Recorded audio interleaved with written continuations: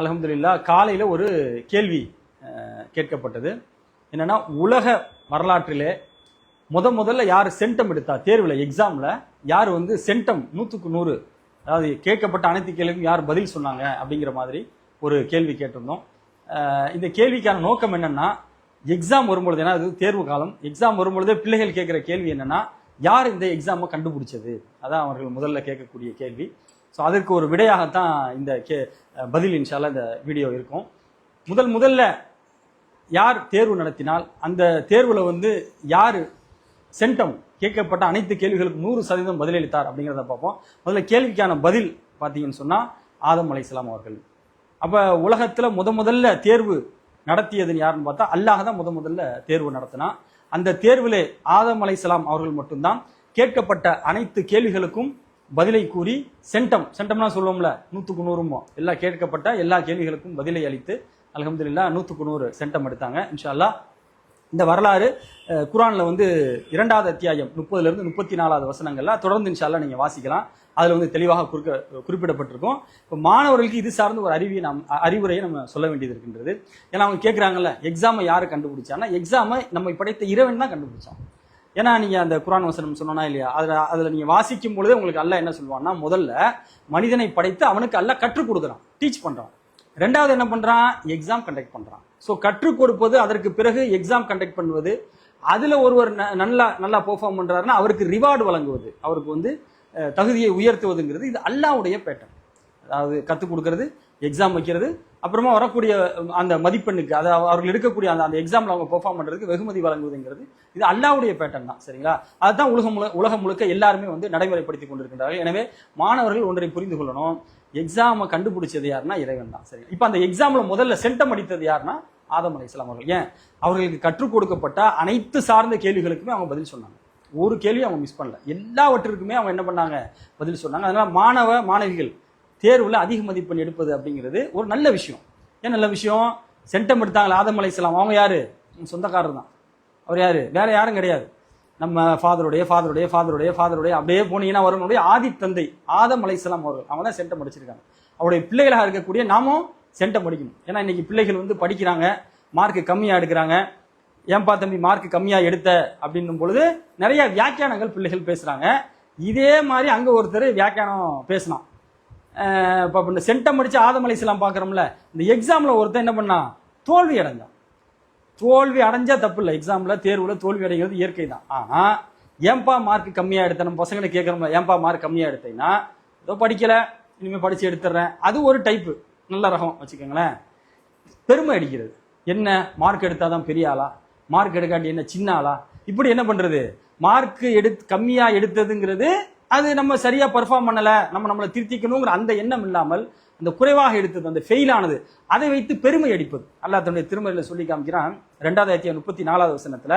அப்ப அல்லாஹ் என்ன பண்றான்னா வெகுமதி கொடுப்பான். அல்லாஹ்வுடைய அந்த பேட்டர்னை எப்படி கத்துக் கொடுப்பான், அப்புறம் எக்ஸாம் வைப்பான். அந்த எக்ஸாம்ல நீங்க நல்லா பெர்ஃபார்ம் பண்றீங்கன்னாக்கா உங்களுக்கு வெகுமதி கொடுக்குறான். அல்லாஹ் இந்த இடத்துல எப்படி வெகுமதி கொடுக்குறான், ஆதம் அலைஹிஸ்ஸலாம் அவர்களுக்கு பணியுங்கள்னு சொல்லி எக்ஸாம்ல யாரெல்லாம் பார்ட்டிசிபேட் பண்ணாங்க, வானவர்கள் பார்ட்டிசிபேட் பண்ணாங்க, ஜின்கள் பார்ட்டிசிபேட் பண்ணாங்க. மனித இனத்துல அப்ப ஆதம் அலைஹிஸ்ஸலாம் ஒருத்தங்க தான் இருந்தாங்க. ஸோ மனித இனத்துல அவங்க ஒருத்தங்க இருந்ததுனால மனித இனத்தை சேர்ந்து ஆதம் அலைஹிஸ்ஸலாம் பார்ட்டிசிபேட் பண்ணாங்க. இவங்க ஒருத்தங்க வின் பண்றாங்க, மற்ற எல்லாருமே வின் பண்ணல. அப்ப அல்லாஹ் என்ன பண்றான், அந்த தோல்வியுற்ற அனைவரையுமே ஆதம் அலைஹிஸ்ஸலாம் அவர்களுக்கு பணியுங்கள்னு சொல்றான். இதுல ஒருத்தர் மட்டும் யாரு, அந்த ஷைத்தான் மட்டும் என்ன பண்ணா, பணியாம பெருமை அடிக்கிறான். இது தப்பு. நல்ல மாணவர்கள் தெளிவாக புரிந்து கொள்ளணும். ஷைத்தான் மாதிரி நம்ம ஆயிடக்கூடாது. மார்க் ஏன்பா கம்மியா எடுத்தேன்னா இன்ஷால்லா படிக்கிறேன், படிச்சு கூட எடுக்கிறேன் அப்படிங்கிற ஒரு சிந்தனை தான் நமக்கு வரணுமே தவிர, மார்க் கம்மியா எடுத்தா என்ன பேசுறாங்க நம்ம மாணவர்கள். ஏன்னா நிறைய மாணவர்களோட பழகிறேன், அதனால சொல்றேன். பாருங்க, குறிப்பிட்ட மாவட்டங்களை சொல்லி இந்த கலெக்டர் பாருங்க பேசுறாரு, பாருங்க ஷார்ட்ஸ்ல பேசுறாரு, 10th அவர் கம்மியா தான் மார்க் எடுத்தாராம், +2 கம்மியா தான் மார்க் எடுத்தாராம், பாத்தீங்களா கலெக்டர் ஆயிட்டாரு, அதனால மார்க் கம்மியா எடுத்தா மார்க் கம்மியா எடுக்கிறதெல்லாம் பெருசா ஒண்ணும் இல்லை அப்படிங்கிறாங்க. இது நீங்க ரொம்ப சிந்திச்சு பார்க்கணும். 10th மார்க் கம்மியா எடுத்ததுனால, +2 மார்க் கம்மியா எடுத்ததுனால அவர் கலெக்டர் ஆகல. நல்லா ஞாபகம் வச்சுக்கோங்க. கலெக்டர் ஆகணும்னு சொன்னா யூபிஎஸ்சி கண்டக்ட் பண்ணக்கூடிய அந்த தேர்வு எப்படிப்பட்ட தேர்வு தெரியுமா, உலகத்திலே நம்பர் 2 டஃபஸ்ட் எக்ஸாம். இப்ப அவ்வளவு கடினமான ஒரு தேர்வுல மிக அதிக மதிப்பெண், மிக அதிக மதிப்பெண் இல்லை, மிக அதிக மதிப்பெண் எடுத்ததுனாலதான் இன்னைக்கு அவர் IAS கிளியர் பண்ணி கலெக்டரா உட்கார்ந்துருக்காரு. 10th ஃபெயில் ஆனதுனால அவர் கலெக்டர் ஆகல. நல்லா ஞாபகம் வச்சுக்கோங்க. ஏன்னா அவங்க பேசும்பொழுது மாணவர்களுக்கு தப்பா இன்டர்ப்ட் பண்ணிடுறோம் நம்ம. இப்போ உதாரணத்துக்கு 10ஆவதுல கம்மியா மார்க் எடுத்துட்டாங்க அவங்க கலெக்டர் சார். அவங்க அதே மாதிரி வந்து +2 மார்க் கம்மியா எடுத்துட்டாங்க. யூபிஎஸ்சி எக்ஸாம்லயும் மார்க் கம்மியா எடுத்திருந்தா கலெக்டர் ஆயிருப்பாங்களா? யூபிஎஸ்சி எக்ஸாம்லயும் மார்க் கம்மியா எடுத்திருந்தா இன்னைக்கு அவங்க ஒரு ஐபிஎஸ் அதிகாரி ஆயிருப்பாங்களா? என்ன அவங்க கருத்து சொல்ல வர்றாங்கன்னா, 10th மார்க் கம்மியா எடுத்துட்டீங்களா, கவலைப்படாதீங்க, படிங்க, +2 மார்க் எடுங்க. இல்ல +2 மார்க் கம்மியா எடுத்துட்டீங்களா, கவலைப்படாதீங்க, யூஜிக்கு அப்புறம் பிஜி இருக்கக்கூடிய என்ட்ரன்ஸ் எக்ஸாமுக்கு நல்ல மதிப்பெண் எடுங்க. இல்ல அதுலயும் உங்களுக்கு பெருசா பர்ஃபார்ம் பண்ண முடியலையா, அரசு பணி போட்டு தேர்வுகள் இருக்கின்றது, அந்த எக்ஸாம்ல நல்லா மார்க் எடுங்க. இதை சொல்றது தான் அவங்க சொல்றாங்களே தவிர, ஆனா மாணவர்கள் என்ன பண்றாங்க, தவறா புரிஞ்சுக்கிறாங்களா இல்ல வேணுக்குன்னு புரிஞ்சுக்கிறாங்க. நம்மகிட்ட கேட்கும் பொழுது பாருங்க, படிக்கலாம் என்ன, இப்ப மார்க் எடுக்கலாம் என்ன, மார்க் எடுக்காம அந்த இடத்துக்கு வரல. நல்லா ஞாபகம் வச்சுக்கோங்க. அந்த டஃப் நீங்க 10th +2 எக்ஸாம் சொல்றீங்க, அதை விட கடினமான ஒரு தேர்வு UPSC exam, TNPSC exam, SSC exam, இப்படிப்பட்ட கடினமான தேர்வுகளை மிக மிக அதிக மதிப்பெண் எடுத்துட்டு அங்க வந்து உட்கார்ந்து இருக்கிறாங்க. அதனால மதிப்பெண் எடுப்பது அப்படிங்கிறது ஒரு நல்ல விஷயம். அதுல அதிகமாக மதிப்பெண் எடுக்க முயற்சி பண்ணுங்க. முடியலன்னு சொன்னா அதிகமா மதிப்பெண் எடுக்கிறதுக்கு என்ன வழிமுறைகள் இருக்கோ அதை கையாளுங்க. ஆனா இந்த தோத்து ஃபெயில் ஆனதுக்கு அப்புறம் ஒருத்தன் சொன்னான் பாருங்க, ஷைத்தான், எடுத்தது ஃபெயிலு, கேட்கிற கேள்விக்கு பதில் சொல்ல முடியல, ஆனா பெருமை அடிக்கிறது. கேட்ட கேள்விக்கு பதில் சொல்றதுக்கு முடியல, என்ன ஏன்பா அப்ப அப்ப அப்ப அல்லாஹ் வந்து என்ன பண்ற, ஆதமுக்கு பணிங்கன்னு சொன்னா அந்த கம்மியாக மதிப்பெண் எடுத்து பெருமை அடிக்கக்கூடிய ஒரு அது சைத்தானிய சிந்தனை. சரிங்களா? அதை வந்து தயவு செஞ்சு மாணவ மாணவிகள் மைண்ட்ல ஏத்திக்காதீங்க.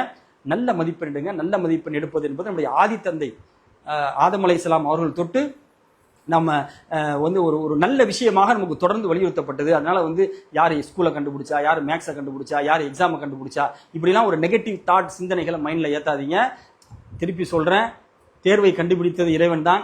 என்ன, தேர்விலே முதல் அதிகமாக மதிப்பெண் எடுத்தது ஆதம் அலைஹிஸ்ஸலாம் அவர்கள் தான். அப்படிப்பட்ட தேர்விலே தோற்றுவிட்டு என்ன அதுக்கு பெருமை அடித்தது யாரு, ஷைத்தான். எனவே நாம் எந்த பக்கம் இருக்கணும், நீ ஆதம் அலைஹிஸ்ஸலாம் பக்கம் இருக்கணுமா இல்ல ஷைத்தான் பக்கம் இருக்கணுமாங்கிறத மாணவிகள் சிந்தித்துக் கொண்டு இன்ஷா அல்லாஹ் படிக்கிற வேலையை பாருங்க. வரக்கூடிய தேர்வுகளுக்கு இன்னும் குறுகிய காலங்கள் தான் இருக்கின்றது. நம்ம ஏற்கனவே நம்ம இந்த முகநூல் பக்கத்திலையும் சரி, விஸ்டம் கல்வி யூடியூப் சேனலையும் தேர்வில் அதிக மதிப்பெண் பெறுவது எப்படி நிறைய வீடியோக்கள்லாம் போட்டுக்கிறோம், பாருங்க இன்ஷா அல்லாஹ். அது மட்டுமல்ல, உங்க ஆசிரியர்கள் சொல்லக்கூடிய அந்த செய்திகள்லாம் கேட்டு தேர்விலே மிகச்சிறந்த மதிப்பெண் எடுங்கள். எந்த அளவுக்கு மதிப்பெண் எடுக்கணும், ஆதம் அலைஹிஸ்ஸலாம் எடுத்த மார்க் எடுக்கணும். ஆதம் அலைஹிஸ்ஸலாம் எடுத்தாங்க, சென்டம் எடுத்தாங்க. இன்ஷா அல்லாஹ் இந்த ரமலானிலே அல்ஹம்துலில்லாஹ் நீங்கள் அனைவருமே நல்ல மதிப்பெண் எடுக்கணும் என்ற பிரார்த்தனையோடு இன்ஷா அல்லாஹ் இந்த முதல் கேள்விக்கான பதில் நிறைவு செய்யும்.